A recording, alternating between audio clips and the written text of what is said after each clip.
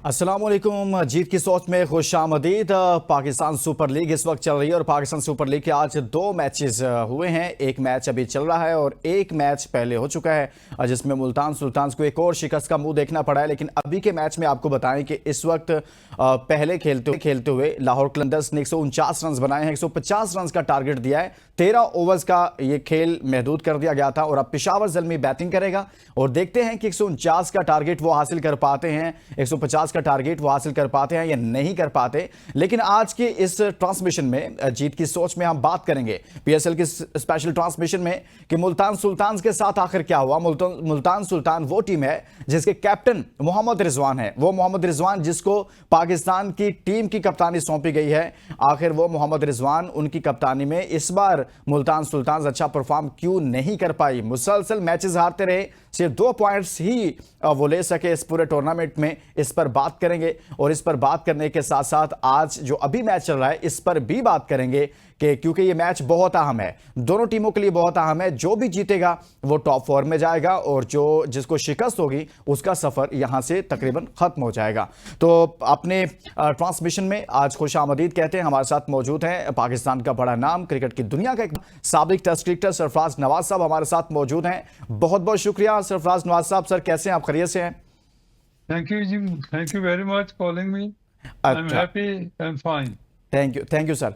और इसी तरह से स्टूडियो में हमारे साथ मौजूद हैं स्पोर्ट्स एनालिस्ट साबिर हुसैन साहब। साबिर साहब बहुत बहुत शुक्रिया। साबिर साहब की बहुत गहरी नज़र है पाकिस्तान के क्रिकेट के मामलात पर और गाहे बगाहे इस पर बहुत तफसील से बात करते हैं। आज की डिबेट का आगाज़ करेंगे सरफराज नवाज साहब से। सरफराज नवाज साहब, अभी जो मैच चल रहा है सर उस पर तो हम बात करेंगे, लेकिन मैं चाहता हूं कि हम मुल्तान सुल्तान पर बात करें क्योंकि एक ऐसी टीम जो माजी में बहुत अच्छा भी परफॉर्म करती रही है, फाइनल भी जीता, बार बार फाइनल में पहुंचती भी रही। वो सवाल ये उठ रहा है कि उसकी कप्तानी मोहम्मद रिजवान के पास है और रिजवान की कप्तानी में वो टीम इतना बुरा परफॉर्म करेगी शायद मैंने तो नहीं सोचा था। क्या हुआ है सर मुल्तान सुल्तान के साथ? देखें जो उनका कैप्टन था उसकी तो परफॉर्मेंस इतनी बुरी नहीं है, लेकिन फील्ड के अंदर ये चेंज उसने जो की है, आप ये विकेट कीपिंग खुद करता था, ये अब एज ए बैट्समैन खेल रहा था, ये इसको नहीं करना चाहिए था। विकेट कीपर होते हुए ही कुड नो के गेंद स्विंग हो रहा है, लाइन और बॉलर की कैसे जा रही है, बैट्समैन कौन सी शॉट खा रहा है, किस तरफ फ्रंट फुट पे है, बैक फुट पे है, ऑफ पे है, लेग पे किस तरफ उसकी ज्यादा स्ट्रॉन्ग पोजीशन है, तो he could tell the bowlers कि ये आप इस तरह की लाइन रखें, ये करें। लेकिन उसने ऑल टुगेदर ये जो फील्डिंग पे ही सिर्फ आ गया और उससे मेरा ख्याल है काफी टीम की परफॉर्मेंस के भी असर पड़ा है और इसकी चेंज ऑफ बॉलिंग, फिर change of place of fielding, उसके भी काफी असर पड़ता है। तो ये टीम के ऊपर गहरा असर पड़ता है कि एक विकेट कीपर रेगुलर जो कई सालों से आ रहा है, ऑल ऑफ ए सडन वो चीज छोड़कर एज ए फील्डिंग में आ जाए, तो इसका भी मैं कहूँगा बड़ा असर पड़ा है। और उसके बाद कॉम्बिनेशन भी इनका इतना आउटस्टैंडिंग नहीं बन सका कि जो बॉलर हैं, स्पिनर हैं, उसके बाद बैट्समैन का जो कॉम्बिनेशन होता है वो बड़ा मतलब कि अनयूजुअल था। और इस जैसे ओपनिंग पे ये काफी स्कोर करते थे साथ दूसरे बैट्समैन, अर्ली कोलैप्स हो जाना, मिडिल ऑर्डर इनका बिल्कुल ही नहीं था। तो ये मैं कहूँगा कि ऑल टुगेदर जो चीजें अब देखने में आई हैं वर्स हो गई हैं, लेकिन प्रीवियसली आपने ठीक कहा, बड़ी जबरदस्त परफॉर्मेंस होती रही है और ऑलमोस्ट ये टॉप हमेशा टॉप पे रहे हैं। लेकिन इस दफा इतना कोलैप्स होना भी हैरानकुन बात है जी। बिल्कुल आपने ठीक कहा कि वाकई में ये बहुत हैरानकुन है और बहुत सारे लोग इस पर बात कर रहे हैं क्योंकि सर मोहम्मद रिजवान एक लंबे अरसे से पाकिस्तान की तरफ से भी खेल रहे हैं। साबिर, आप क्या समझते हैं कि रिजवान की अपनी परफॉर्मेंस तो ठीक रही, उन्होंने काफ़ी ज़्यादा रन्स भी किए, टॉप स्कोरर भी रहे पीएसएल में अभी तक, तो लेकिन उनकी टीम की इतनी बुरी परफॉर्मेंस तवक्को नहीं की जा रही थी। आपके ख्याल में क्या ऐसा मसला बना मुल्तान सुल्तान के साथ कि पहले दिन से डे 1 से हमें ऐसे लगा कि बिल्कुल कलरलेस है वो टीम? तो देखें, सबसे पहले तो बहुत शुक्रिया और अस्सलाम वालेकुम हमारे सरफराज साहब को भी, हमारे पाकिस्तान के लेजेंड हैं, उनकी काफ़ी ज़्यादा सर्विसेज है पाकिस्तान के लिए। बिल्कुल। और सर देखें, मुल्तान सुल्तान के लिए नंबर ऑफ फैक्टर्स हैं। एक तो कुछ प्लेयर्स ऐसे थे जो कि उन्होंने रिटेन नहीं किए। सबसे पहले अब्बास आफरीदी, खुशदिल शाह, ये कुछ ऐसे खिलाड़ी थे जो कि लाहौर कराची ने पिक किए। ये मुल्तान सुल्तान ने बड़ा अच्छा परफॉर्म करे थे, उनका बड़ा रोल था मोहम्मद रिजवान की कप्तानी में, चाहे 24 का सीजन था या 23 का सीजन, इनफैक्ट 22 का भी था जी। तो 2-3 साल कंसिस्टेंट इन्होंने मिडिल ओवर्स में सिर्फ रजवान की टीम को विकेटें लेके दी। उसके बाद उसामा मीर ऑफ कलर नजर आए, डेविड विली सीनियर खिलाड़ी थे और क्रिस जॉर्डन, ये तीनों ऐसे बॉलर थे जिन काफी अरसे से मुल्तान के साथ खेल रहे हैं, इन्होंने विकेटें लेनी थी, जिस वजह से आई थिंक ये परफॉर्म उस तरीके से नहीं कर पाए। मोहम्मद रिजवान की अपनी जो आई थिंक जो नेशनल टीम की तरफ से वो कप्तान भी हमारे रह चुके हैं, उनकी जो अपनी परफॉर्मेंस थोड़ी थी, या चैंपियंस ट्रॉफी का जो आई थिंक डिबेकल हुआ हमारे साथ हुआ, कहीं से वो चीज़ें उनकी अपनी कप्तानी के ऊपर, ये फ्रेंचाइज की कप्तानी के ऊपर, आई थिंक वो थोड़ा साइकोलॉजिकल थोड़ा सा उनके ऊपर प्रेशर है, जिसकी वजह से वो चीज़ें रिफ्लेक्ट हो रही हैं उनकी अपनी इंडिविजुअल परफॉर्मेंस के ऊपर भी। ठीक है, पहला मैच 234 रन आपने बनाए कराची के खिलाफ, आपने चेस करवा दिया, जेम्स विंस की आउटस्टैंडिंग इनिंग थी। दूसरा मैच कहीं ना कहीं से 200 प्लस आपसे स्कोर जो चेस करवा देते हैं, या फिर आपसे होता नहीं। अभी आज का मैच देखें ना, 185 रन मुल्तान सुल्तान्स ने किए, वो भी आपने चेस करवा दिए, और इस तरह से आप मैचेस हारे। पूरा टूर्नामेंट इतना बुरे तरीके से आपने खेला कि सब लोग इस पर सवाल उठा रहे हैं। लेकिन अभी के मैच पर आते हैं।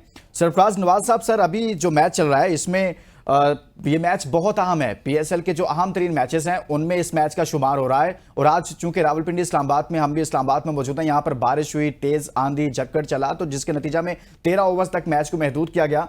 और पहले खेलते हुए लाहौर कलंदर्स ने 149 रन बनाए हैं 13 ओवर्स में। सर ये टारगेट आपको लगता है कि पेशावर ज़ल्मी इसको, जो वो पेशावर ज़ल्मी जिसकी कप्तानी बाबर आजम कर रहे हैं, वो उसको हासिल कर पाएंगे या मुश्किल टारगेट है?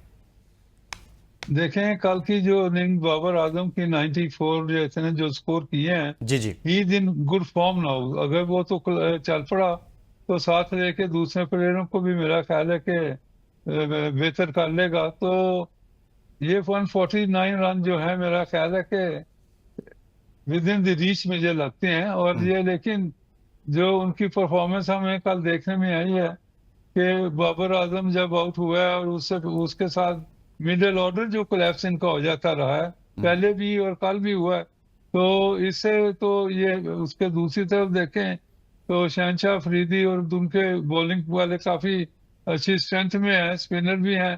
तो ये मेरा ख्याल है कि कंपटीशन तो एक अच्छा होना चाहिए। और पेशावर जो मेरा ख्याल है कहीं भी नहीं आ रहा इस वक्त लग रहा है, तो कोई पता नहीं, वो वैसे ही कहते हैं ना ऑन द प्लेट रख के मैच दे दें। ये भी तो आपस में चलता है ना कि दो दूसरी टीमों से मिल मिला के अपना के आप तो कहीं आ नहीं रहे, तो ये मैच हम ही दे दें, हम क्वालिफाई कर लेंगे, ये भी मामले चलते हैं।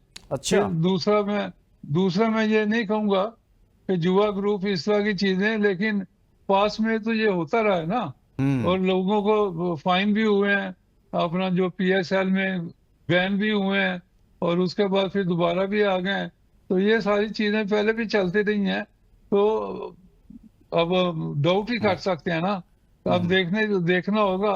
मैं तो वैसे देख लूंगा कि कौन अपनी फुल परफॉर्मेंस दे रहा है या नहीं दे रहा है, लेकिन क्रिकेट बोर्ड के जो अनऑफिशियल बैठे हुए हैं, अनऑफिशियल अनक्रिकेटर ऑफिशियल जो ब्यूरोक्रेट्स बैठे हुए हैं, अब उनको कैसे कोई समझाएगा कि जी आपने क्या देखा क्या नहीं देखा।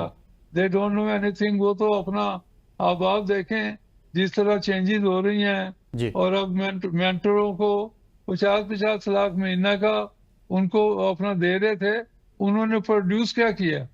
अब उनके ऊपर कोई बैन तो लगाए ना कि आपने 1 साल 2 साल अरबों रुपया ले गया हो मिलके, और उसके बाद 50 लाख तो उनका था ना तनहाई, उसके बाद जो रहायश, उसके बाद खाना पीना, ये चीजें, ट्रांसपोर्ट, ये मिला के तो मेरा है 60-65 लाख रुपया महीना, और 1 साल ये रहे हैं, इससे ज्यादा भी, तो क्या प्रोड्यूस किया? तो ये मैं कहूँगा कि अब मैं शुक्र खुदा का करता हूँ कि चेयरमैन साहब को कुछ समझ आई है। उन्होंने 2-3 काम तो बड़े जबरदस्त किए हैं।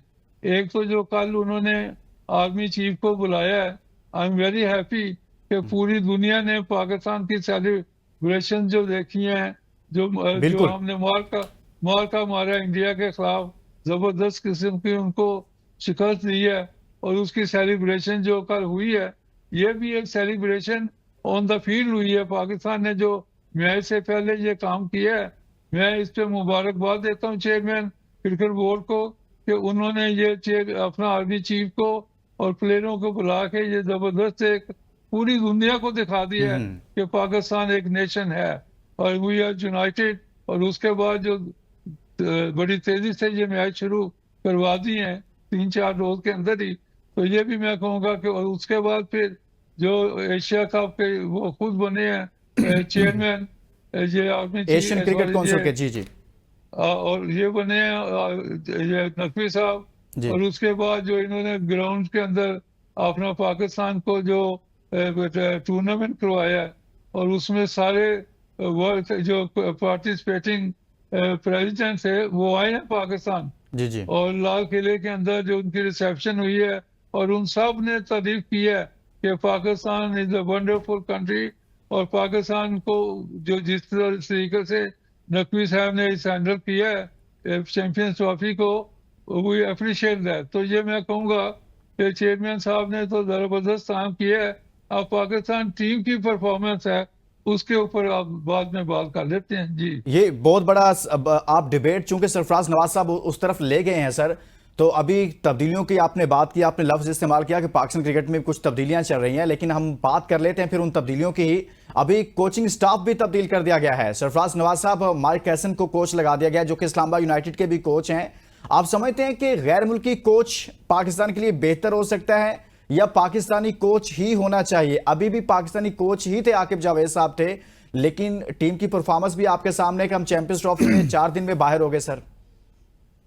देखें, आकिब जावेद को जो अब जॉब मिला है, डायरेक्टर जो मिला है हाई परफॉर्मेंस, जी जी ये उसको सूट करता है। वो जो है ना, पहले भी हेड कोच रहा है पीसीबी में, और मैं भी जब बॉलिंग कोच था तो मैं देखता रहा हूँ उसकी ये जो क्रिकेट के अंदर परफॉर्मेंस है, वो विद इन दी ये जो अच्छे जो डिपार्टमेंट में मिला है जैसे हेड कोच होना, वो उसकी जबरदस्त परफॉर्मेंस है। और इसके ऊपर शुरू से इसको आना चाहिए था, क्योंकि इसका जो क्लब का मामला है ना, उसमें इसने कभी पार्टिसिपेट किया ही नहीं है। अब लाहौर कलंदर की बात कर लें, जी ये 2-3 साल रहा है और लाहौर कलंदर नीचे रही है। जैसे इसको चेंज किया वहां से, तो लाहौर कलंदर चैंपियन भी रही है और ऊपर भी आती रही है। तो ये आप परफॉर्मेंस भी देख लें, तो इसमें मैं कहूँगा कि he got a good job and he will produce in that place, क्योंकि ये प्लेयरों को पुराना भी जानता है। और इसके बाद फिर एकेडमी के अंदर ये पहले भी काम करता रहा पीसीबी में, तो वो कहते हैं ना हॉर्सेस फॉर कोर्सेज, ये इसके लिए बेस्ट जॉब है। तो उसके बाद जो चेंजेस किए हैं मेंटोर का, मैं ये कहूँगा कि ये मेरे सामने एक जो लिस्ट मैंने बना के भेजी थी चेयरमैन साहब को कई महीने पहले, मैं कहा ये आप तबाही करेंगे क्रिकेट की, इसमें ये वसीम अकरम ग्रुप ना रखें। ये सारा वसीम अकरम ग्रुप है, मिसबा हुआ, शुएब मलक हुआ, मुश्ताक अहमद है, वहाब रियाज है, सकरान मुश्ताक है, वकार यूनस है, इंजमाम है, ये सारा उसका। और इमरान खान ग्रुप ही कह लें, ये उसके ग्रुप के लगाए हुए हैं, क्योंकि वो वसीम अकरम तो इमरान के बगैर एक इंच नहीं हिलता। तो ये मैं कहूँगा कि ये सही। जो ग्रुप आया है, ये टोटल जुआ ग्रुप है लेट 90s का। जो वसीम अकरम कैप्टन था, तो यही ग्रुप जुआ ग्रुप में मशहूर हुआ था, फाइन हुए थे सारा कुछ। और जस्टिस क्यूम रिटायर की मरहूम की रिपोर्ट देख लें, जी उसने वादा किया कि इन जो मैंने नाम लिए इनको क्रिकेट बोर्ड की दीवारों के करीब नहीं आने देना, वरना क्रिकेट तबाह हो जाएगी। तो ये देखें, ये आए हैं और क्रिकेट की तबाही, एशिया का भी खत्म, और उससे पहले जो चैंपियन ट्रॉफी है वो भी खत्म, इंडिया में जो हुआ है वो भी खत्म। तो इसमें सारी जो तबाही हुई है, उसके बाद अपना इंतजाम के ऊपर एक इंक्वायरी चली थी तला के साथ जी जी कि इन्होंने 8 प्लेयरों ये को भी एक अपने बड़ा अहम बदले में- मामला है। जिस तरफ आप तलहा और साया कारपोरेशन की आप बात कर रहे हैं, वो जो पीआर कंपनी है सर, उनकी बात आप कर रहे हैं। एक ब्रेक के लिए मुझे कहा जा रहा है सरफराज नवाज, ब्रेक लेंगे और ब्रेक के बाद वापस आएंगे तो इस पर डिटेल से बात करते हैं।